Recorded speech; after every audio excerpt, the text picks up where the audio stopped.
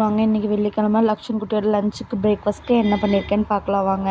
இன்றைக்கி ரொம்ப அவசர சமையல். லக்ஷன் குட்டியை 9:20க்கு தான் ஸ்கூல்லேயே கொண்டு போய் விட்டுட்டு வந்தேன். ஏன்னா லக்ஷன் குட்டியோட அப்பாவுக்கு இன்றைக்கி கொஞ்சம் உடம்பு சரியில்லை. காலையில் எழுந்திரிச்சு ஹாஸ்பிட்டல்லாம் போயிட்டு வர்றதுக்கே லேட் ஆயிடுச்சு. அதனால பிரேக்ஃபாஸ்ட்காக கடையிலேயே இட்லியும் சாம்பார் சட்னியும் வாங்கிட்டு வந்துட்டோம்.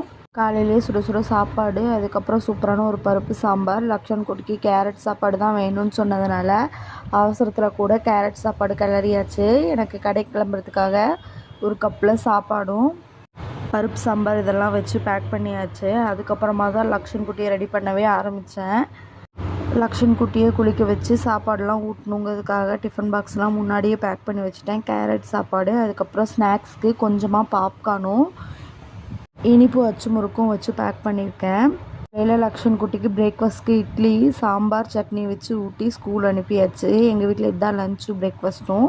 தேங்க்யூ.